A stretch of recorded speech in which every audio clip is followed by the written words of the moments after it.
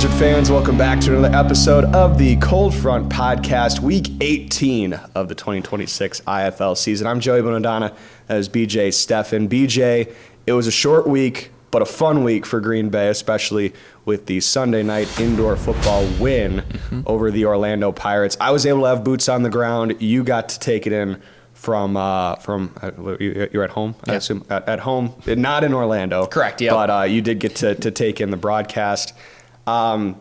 Obviously an exciting game. Green Bay felt like they were in control of it at halftime.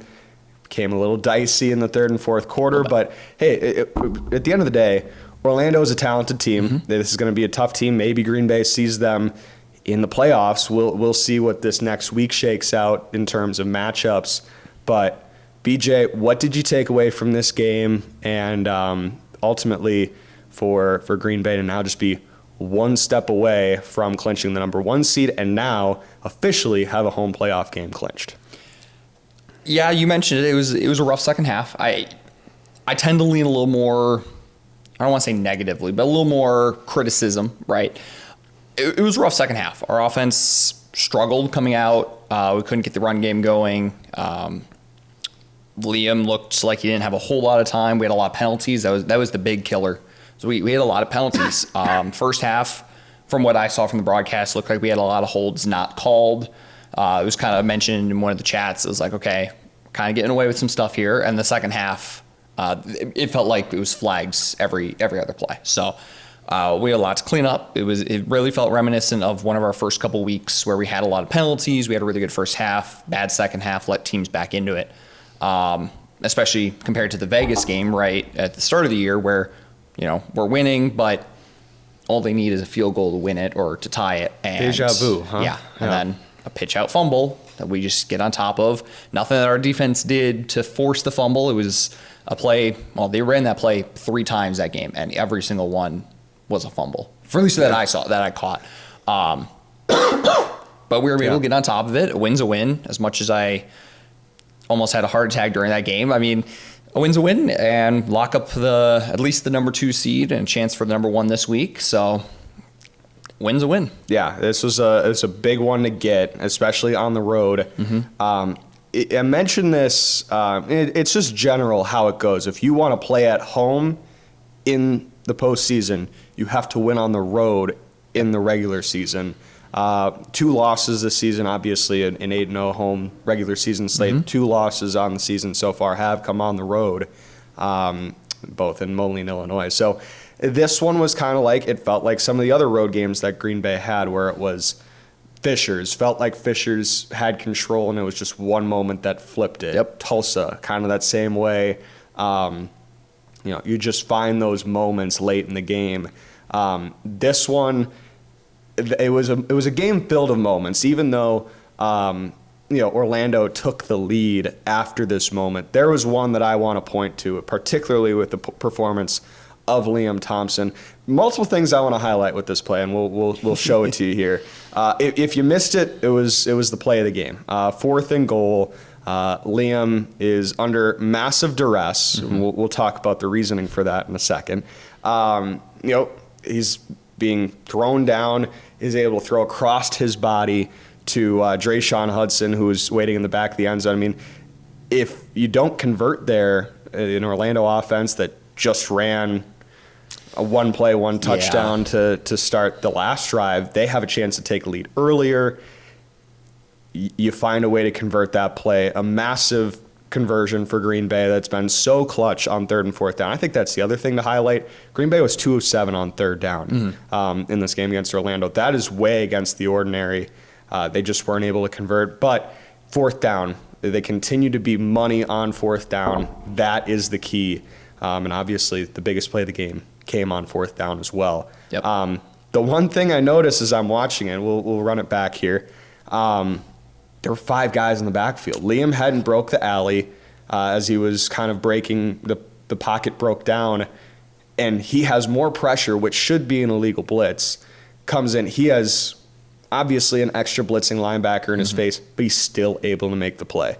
When you come down to it towards the end of the year, this is an MVP type moment. I think there was a moment last week of the season, week 19, that Max had, that he was just kind of, he was creating a play, throws across the grain, 40-yard bomb to Andre Williams. That was his MVP moment. Even though Green Bay lost that game, it felt like those were the plays that defined Max Miler's season last year. Yep. That play for Liam against Orlando, that has defined Liam Thompson's season. Not necessarily that the offensive line has broken down a lot, but he has been able to make the plays under some pressure, and that was the biggest one. Yeah, Liam's put up a very good case for MVP this year. I don't think it's as clear as Max's was last year. I think Max just pulled really far ahead, really towards the end of the season. But I think you'd be hard-pressed to make an argument against him. We'll talk more about the MVP race next week once things start to shake itself out. Again, last 3 weeks, last month of the season, you have an opportunity to really stamp your case. Liam's been he's been the best two-way quarterback in the league. Yes, I think that's pretty confident. You can pretty confidently say that. But we'll break down all the stats next week. A lot of contenders out west, and there's a couple still looming in the east as well. So we'll talk about that as we get into the bye next week. A little bit more to break down with that, but Liam Thompson making a case, MVP factory in Green Bay is starting to churn itself out a little bit. Other plays that we kind of got to see. End of the first half, Kyrie Robinson has an opening, and I think Matt said on the broadcast that they're trying to run a play to run down the clock to make sure Orlando doesn't touch the ball again. Kyrie Robinson as a cutback goes down to the 1-yard line. Seems risky at first, and it looked risky. It looked risky, yeah. Because you have a third or fourth down on the 1-yard line. It's fourth down. Fourth down, 1-yard line, 2 seconds to go. Make or break. And you had to have it. Offensive line gets the job done, and Kyrie, the power back that he is, knows nothing but forward. He's gonna go down, get those extra yardage. Yeah, he walked right in. I mean, I was worried. I was like, okay, I'd like us to take the points, play a little safe. In hindsight, those are points you need. That was points we need. I mean, we stopped 3. They went for 3 times.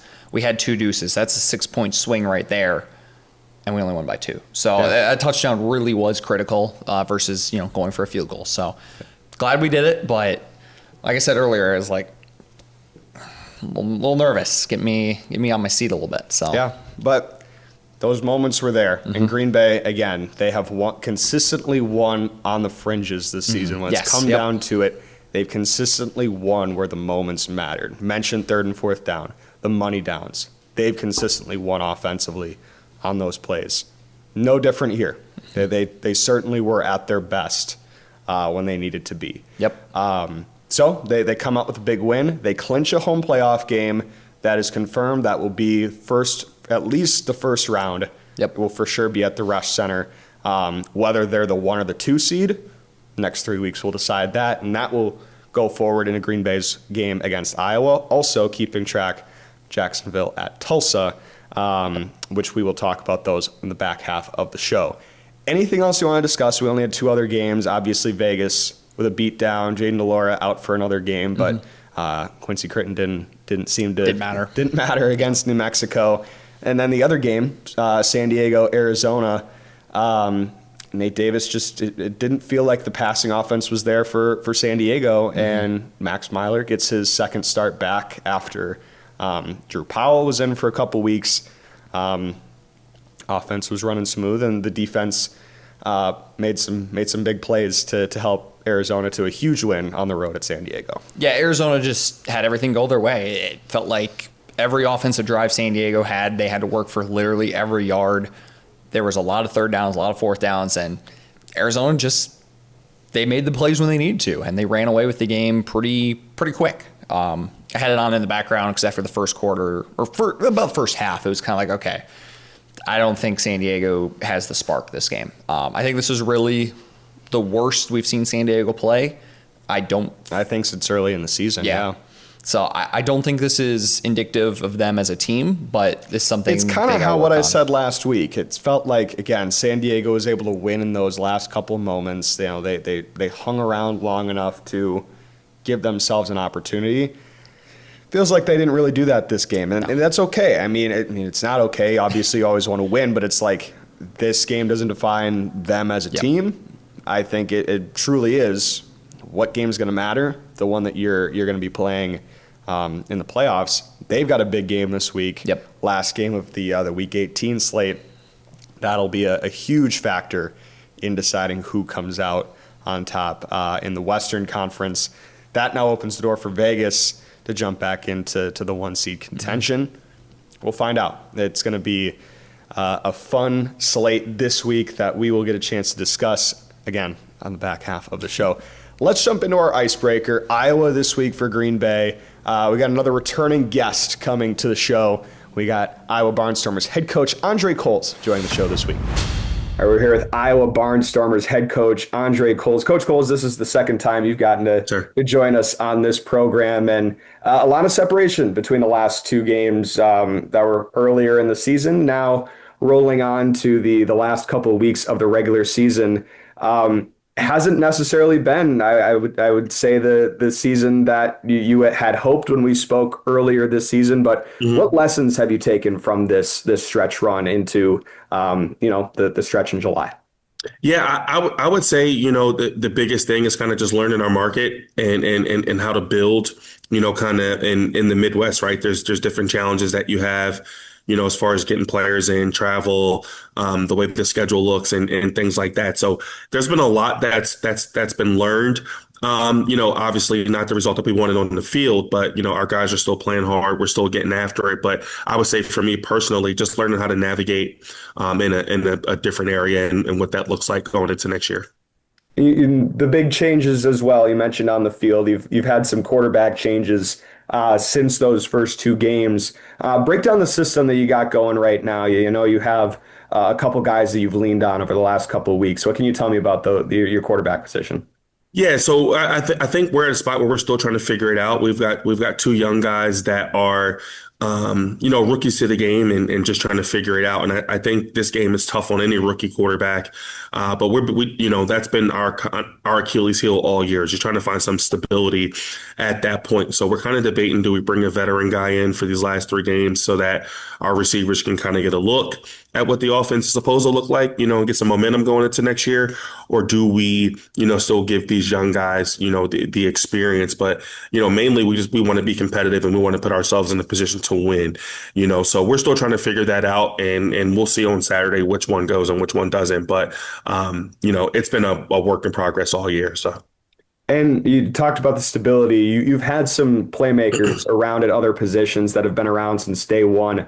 What are some of those players that have stood out to you that have come in and hit the ground running and put their best foot forward for the Barnstormers? Yeah, I would say defensively, I mean, Trayvon Pope has been a standout corner for us. He's been solid all year, takes care of his body, studies the game, does everything the right way. And then John Adams is a kid that came in and is also played some corner and played safety for us. So I would say for two rookies, they took their lumps early, learning it.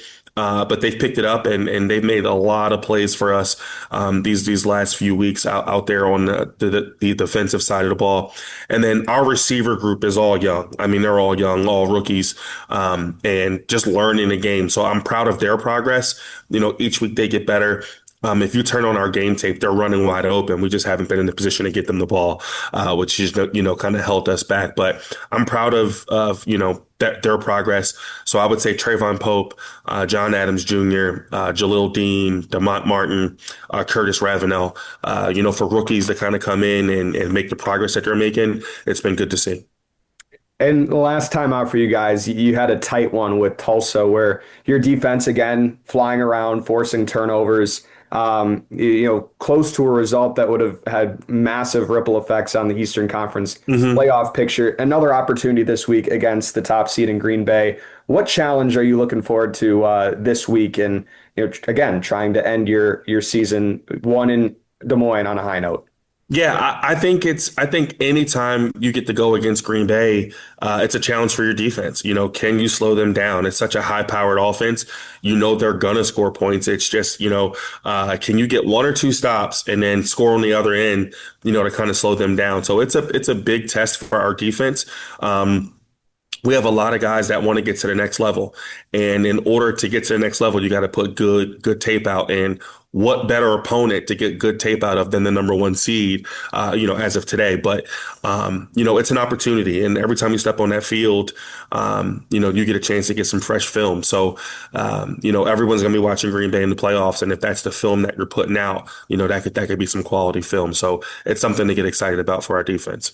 Well, Coach, really appreciate your time. Looking forward to the battle this weekend, the third matchup between these two this season. Yes, a lot of familiarity, but an opportunity to round out the series this weekend in Des Moines. Appreciate your time. Thanks for having me. Appreciate Coach Coles for his time. Again, Iowa has not been the season that they've hoped for. There's been a lot of change and turnover. Again, a new coaching staff. Trying to find their identity with this new culture that they're ingraining in Iowa. And, but they had that close game with Tulsa before the bye week. We'll see. Upset in a trap game, watch. Yes. Yeah. I would say, again, we'll always have respect for the opponent on this show. And we'll get a chance to talk more about that in the back half. Before we get to that, again, we have our Talking Blizz this week. One of the newest members of the Blizzard secondary, Fred Flavors, will join the show. He had a touchdown a couple weeks ago, led the team in tackles against Orlando, and get a chance to talk with Fred this week going into Week 18. All right, we're here with Blizzard defensive back Fred Flavors. Fred, coming into this situation, you just acquired about under a month ago. Walk me through the last 3 weeks and your time here in Green Bay, here in your rookie season in the IFL. The last 3 weeks has been comfortable. Coming in here. I didn't think it would go this smooth, honestly. Just coming in here, coming from a different team. I just feel like coming in here, the guys welcoming me, open arms.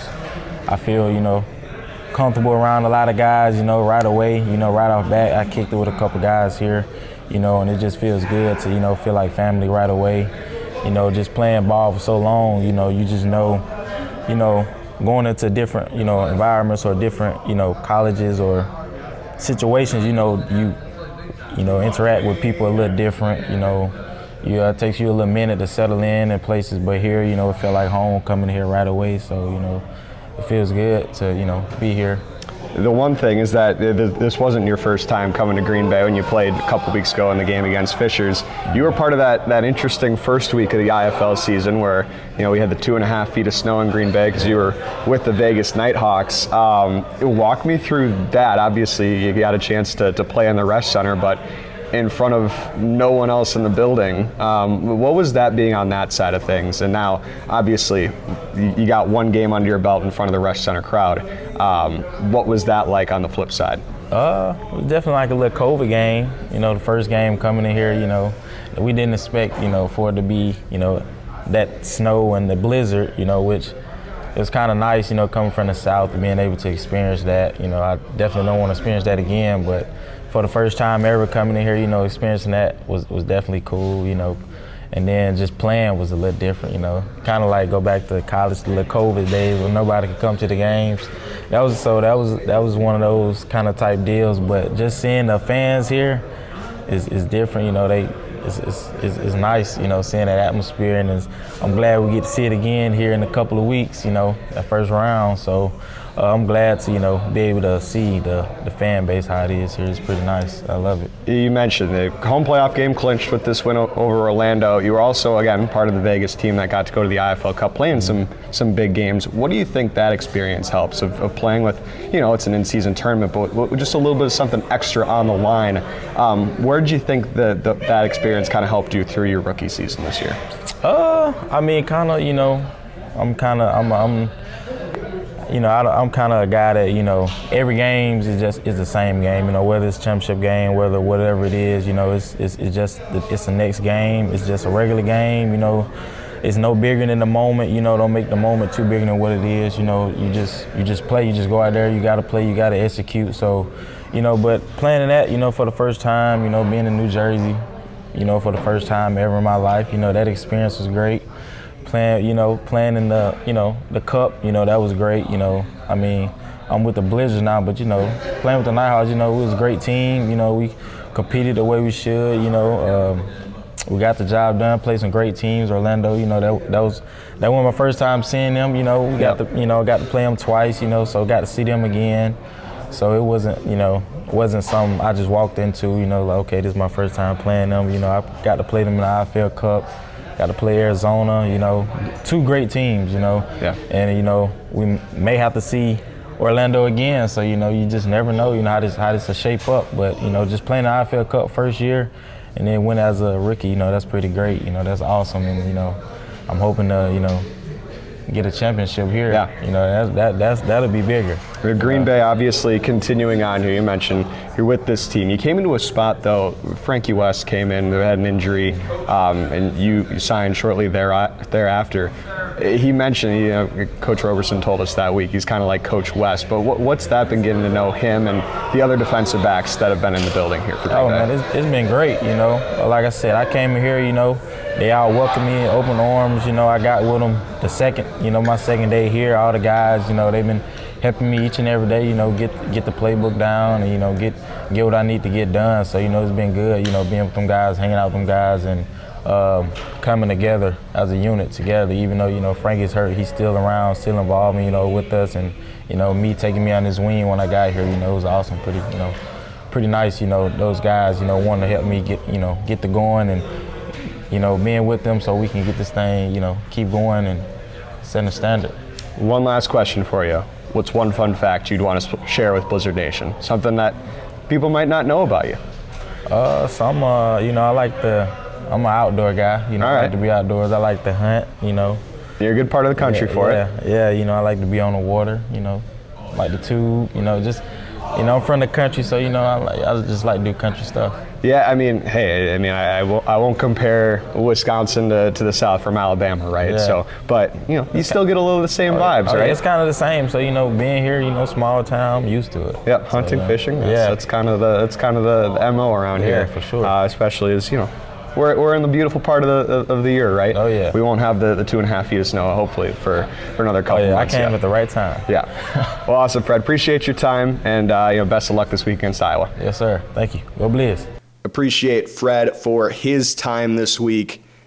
And now I think a lot of the talking is out of the way.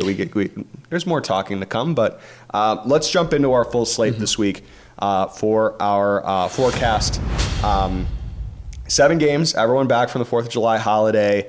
Weeks 19 and 20 will obviously have byes. Green Bay has a bye in week 19. Yep. Arizona and San Antonio are off. They're idle the last week of the season, so they're kind of waiting on. San Antonio probably would be eliminated with a loss, or they would be eliminated with a loss this week, I would believe. So there's a lot on the line this week. First off, let's talk Orlando, San Antonio. They play at home, host the Orlando Pirates. Again, we've talked about the talent that Orlando team has. They have struggled going on the road this season. Yeah. They're going to go to Freeman Coliseum, take on the gunslingers that we saw. That they had the offensive explosion with Zach Calzada coming in, and they've taken a step back since then. Obviously, opponent plays a factor there, but now this is a game that San Antonio is playing for their lives. They're not out of it yet. Tucson has a tough opponent this week as well. So with a win and a Tucson loss, they're right back in the thick of it. Mm-hmm. Do they keep their season alive? I'm going to go with no. Orlando just showed they're a great team. They're playing up to our level. They've had issues on the road. San Antonio is not really a place where I don't think anyone's afraid to play in. Compared to teams like Jacksonville, Arizona, Quad Cities, right? They have loud environments, great. Just it's hard to play there. I don't think we've seen anything like that out of San Antonio just yet. San Antonio, I think they have a chance. I just don't see them pulling a win here and then everything fall their way. Yeah, I'm also going to go with Orlando. Talented team. I think they'll bounce back. They had a late turnover, obviously, against Green Bay. So a big chance for them to pull ahead. Not impossible that they could still be hosting a home playoff game, but those chances kind of slipped away a little bit. They now need Green Bay to have something to play for in Week 20, likely for there to be a chance for them to do so. But they can clinch with a win to clinch a playoff berth, at least against San Antonio. Another playoff clinch potentially on the line, Jacksonville at Tulsa. Jacksonville with an idle week last week, 3-game losing stretch, going into a tough environment at Tulsa. This also could clinch the number 1 seed for Green Bay if Tulsa takes down the Sharks. Mm-hmm. What say you? Is this finally the week that the Sammy Edwards experiment it pays off here for the Sharks? This one's really a toss-up. I really think Tulsa's going to keep the win streak going. I think they just have all the pieces in place to make a deep run. I just haven't seen that spark out of Jacksonville. They had us close, or they had a close game against us. They are close against San Diego, so I don't want to say it's impossible because they've played up to the level of these 1-seed teams, but I think Tulsa's got the spark. They were really close against Iowa, but that's because Edwards threw 3 picks. That was what was the deal breaker there, and they still ended up winning. I think if Edwards takes care of the ball a little bit better, I think Tulsa has a win here. Yeah, so Tulsa at home, I think I'm going to go with the Oilers. The Sharks they're going to have a tough schedule to close here. I think there was no doubt about that, and now they put themselves in a tough situation. There's an opportunity for Orlando, Tulsa to potentially jump them for home playoff positioning. This one's a big one. Tulsa wins. They're going to have a good shot at jumping up to the 2 seed. So, I think I'm going with the Tulsa Oilers this week to get the win at home. Fishers, Quad City, a couple teams on the outside of the playoff picture trying to keep their seasons alive. We'll see. I'm curious what happens with Quad City. DeQuan Neal was out before the bye with an injury against Orlando. It sounds like his availability potentially still in question, but we'll see if he is available. This is certainly do or die time. They have to win to stay alive. And if Jacksonville beats Tulsa, they still control their destiny going forward. But Fishers, we've seen them. They can score with the best of them, and on top of it, Felix Harper's throwing the ball like he did a couple weeks ago against Green Bay. I think that's a tough offense to slow down and try to keep them out of the playoffs. What say you? This is a Quad City team that just has not had that spark fully this year. Of course, aside from when they play Green Bay in Moline.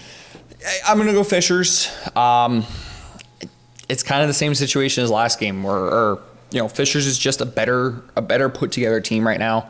Quad Cities, they kind of had a little bit going there for a little bit after our win, or the win against Green Bay.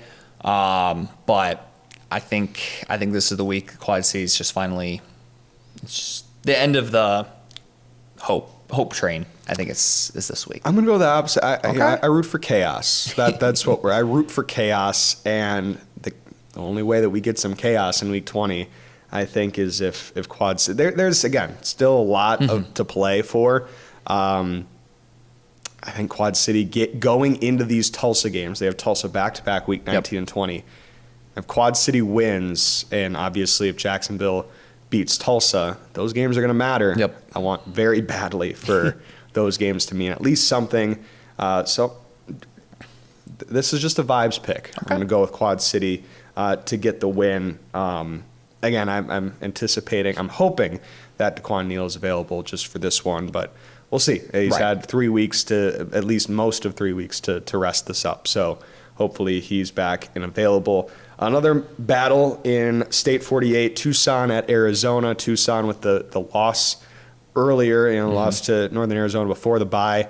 Arizona back on track. They've won 2 games straight now with Max Myler back at the helm.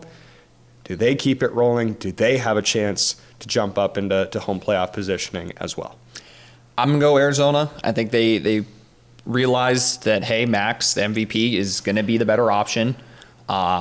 Tucson, we've seen Jerome play a lot, and he likes playing hero ball, and we saw that a lot versus Northern Arizona, and it bit him, right? He had, I think, 3 or 4 turnovers that game, and that's the reason why they lost. I don't think Tucson's going to be able to convince him to take care of the ball over the span of a week or 2 weeks, right? I'm going to go Arizona. I'm also going to go Arizona. I mean, not too much of a hunch there. But yeah, a couple of friends at quarterback, to say the least. But I'm going to go with the Rattlers to get the win and keep themselves alive going into what would be their last game of the regular season in Week 19 against San Antonio. Yeah, they still have a chance. There's a lot that needs to happen. I think San Diego would have to lose one of their last 2 games. I believe one of them is against Tucson. So we'll see. If they're both 11-5, Arizona has the tiebreaker. Yep. So we'll see how that one shakes out. This one, I feel like we just talked about this a couple weeks ago. Someone's got to win it. New Mexico at Northern Arizona. At least Northern Arizona has a little bit more juice after a home win against Tucson. Is it in Northern Arizona? Yeah, at NAS. Yeah, I'll go with Northern Arizona. And it's another one where it's just like, someone's got to win. New Mexico doesn't have a quarterback right now. Yeah, that is true. Yeah, I'm going to go with NAS just because I think New Mexico's just, yeah. NAS. Yep. NAS it is. And then the last one. This one, complete opposite. This is a big one. San Diego at Vegas, likely 1 seed on the line. I think the winner of this game is going to have the tiebreaker. They're going to have the path to that 1 seed and to be able to host playoff football throughout the Western Conference, which obviously by itself is a bit of a gauntlet. San Diego, rough game for their offense, and they weren't able to win in some of those big situations against the Arizona offense as well. Sounds like Jaden Delora could be back healthy for this one as well, but even if so, Quincy Crittenden proved his worth in these last 2 games against San Antonio and against New Mexico this past weekend. Where are we on this one? This one's going to have a huge say in how the playoff picture unfolds in the Western Conference. I'm going to go Vegas. I'm usually pretty hot on San Diego. I think it's going to come down to Delora playing. I think if Delora plays, I think Vegas is going to get the most out of this and get the win. If not, I think San Diego's defense is good enough to contain as much as possible. It's just going to be up to that offense to kind of find their footing again. I didn't get a chance to check the stat lines. I don't think Vander had that big of a game last night. He didn't. I don't know if that was more defensively or San Diego's just down so much you have to start throwing the ball a lot more. But you would still think he'd be able to establish that early, too. Right. So if they get Vander going, they get Nate Davis a little more time, a little more comfortable. Arizona was in the backfield a lot last night. So I think they could do it, but I'm going to go Vegas on the provision that Delora plays. I will also go Vegas. I think, regardless, I think they'll be able to assert their will offensively. Not that San Diego has a bad defense. I just think that the firepower that some of these teams in the West possess can overcome that. So I'm going to go with Vegas to get the win regardless of Delora or Crittenden. So that wraps up Week 18, except for one game, Green Bay, Iowa. Green Bay with a win clinches the 1 seed regardless of, if Tulsa's able to beat Jacksonville, that would be huge for Green Bay as well. Green Bay, this is another opportunity to beat a team 3 times in a season against a team that's already eliminated from postseason contention, a team that has changed a lot even since the last time you played them. Yes. What have you seen from Iowa? It hasn't been a lot of wins as of late, but what have you seen from them in trying to pull an upset here and shake things up in the East? Well, it's going to be taking advantage of mistakes. We saw it versus the Tulsa game. They had 3 turnovers. They pulled the lead ahead. Tulsa just ended up bringing it back and some questionable decisions at the end by Iowa. But I think Green Bay, we don't turn over the ball that often. So we don't turn over the ball. I think we're going to look pretty good. Just protect the ball, establish Kyrie early. I think we should have a good, solid game here. Yeah, I think this is a game where the run game, and the run game has controlled. this past week, it was a lot more of the passing game, but the games that Green Bay's controlled, it's because they assert their run game early. I think Kyrie Robinson can do it against this defense, and I think they're able to pull ahead early, keep that lead. This is also a game, I think this could potentially, if Green Bay wins, we'll see how they manage the workload, but this is kind of this. It's interesting how the season plays out, because if you win this game, you have a bye next week, and then you have a game against Jacksonville that, if you have the 1 seed clinched, do you want to risk injury? But then on top of it, you want your guys 2 weeks without real meaningful game time? So I don't know. It's interesting how this plays out. I think you're blessed in the sense that you didn't have a lot of long stretches without a bye week. I think Jacksonville had like 12 weeks straight without a bye at some point this year. Green Bay, it's been like a couple of seasons by itself. Obviously, if you start early, you get an extra bye, and they were able to split those up pretty well for the Green Bay schedule. But now it's interesting on the back end. You have one in Week 19. You potentially have a game that doesn't mean anything for your playoff stature in Week 20.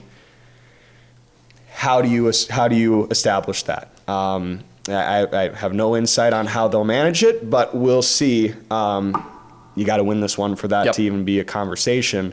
But how much do you want to tip your hand in Week 18? Right. We'll see. Any final thoughts before we wrap this one up, BJ? No, I think that's it.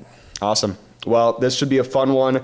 Green Bay with a chance. Well, they have clinched home playoff games for the third year in a row that they've been in the postseason. The East comes through the rush with a win this week. That'll do it for our episode this week on the Cold Front podcast. One more thing before I forget. Flying back from Orlando, I was sitting down. I was watching actually the end of the first half. I was able to go back and watch it, and I had my IFL National Championship sweatshirt on from last year, and just watching the game, and I had folks that were sitting next to me point across, hey, we were at that game, and would start talking with them, and it's actually a couple of season ticket holders. Not to drop this in as we're wrapping up the show, but got to see a couple of season ticket holders, Joe and Chris, 21 years of being season ticket holders. They told me they're actually in Mitch Nolan's old seats on the 20-yard line, looking at the benches. So yeah, it was cool to get to see them. They said they've got family down in Orlando, so it was an easy trip for them. They were right down by the Green Bay bench. Took a picture with them, and I told them I'd give them a shout out. So we're dropping this one here at the end. But no, it was a fun trip. Felt like there was a lot of Green Bay fans out there in Orlando to wrap that one up, and good to know that there's going to be a fan base that can travel for some of these games down the stretch, potentially going all the way to Arizona again in 2026. That is the hope. We'll knock on wood. That'll wrap things up for the Cold Front podcast. Going into Week 18, as BJ Steffen, I'm Joey Bonadonna. Thank you for tuning in to this week's episode. We'll wrap things up as we always do. Go Blizz.